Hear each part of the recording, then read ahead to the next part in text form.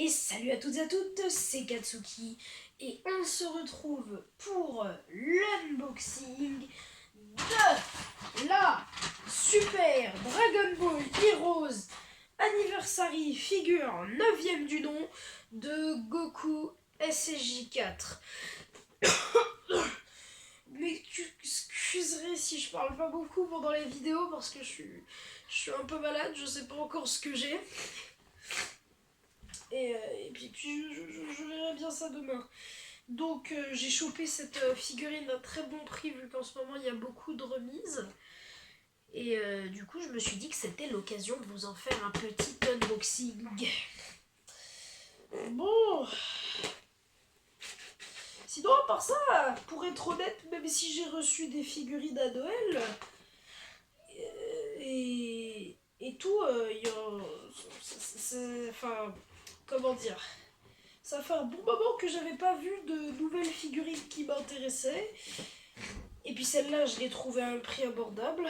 Du coup, je me dis que c'est l'occasion de vous en faire un unboxing. Alors... Wouh! Eh ben, elle est grosse, hein! Eh ben...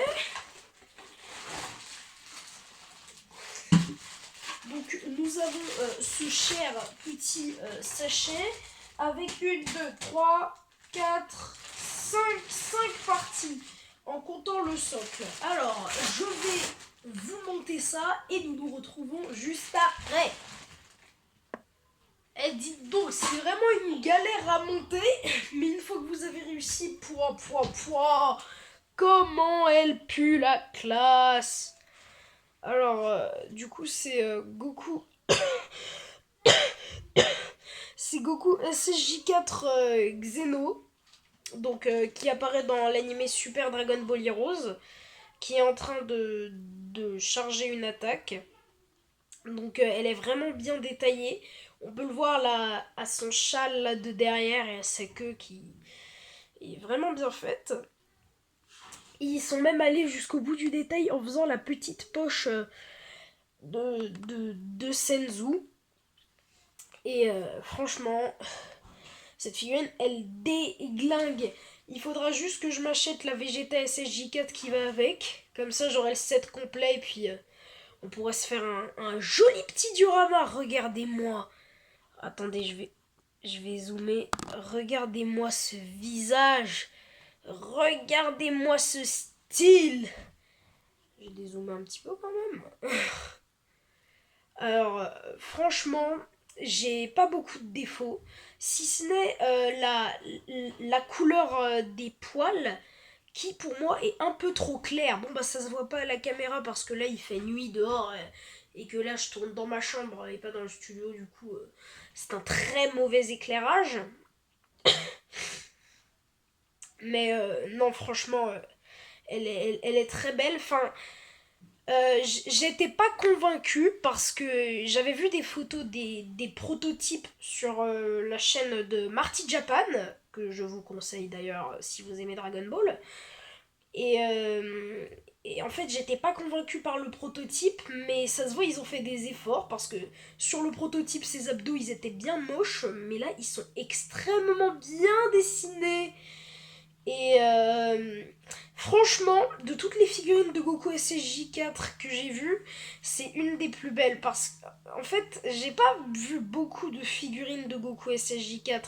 Du coup, je me demande même si ça ne serait pas la plus belle que, que j'ai vue. Alors, ça, c'est à vous d'en juger pour les plus connaisseurs dans les commentaires. En attendant, je vais la placer sur son socle et on se retrouve après pour le rendu final.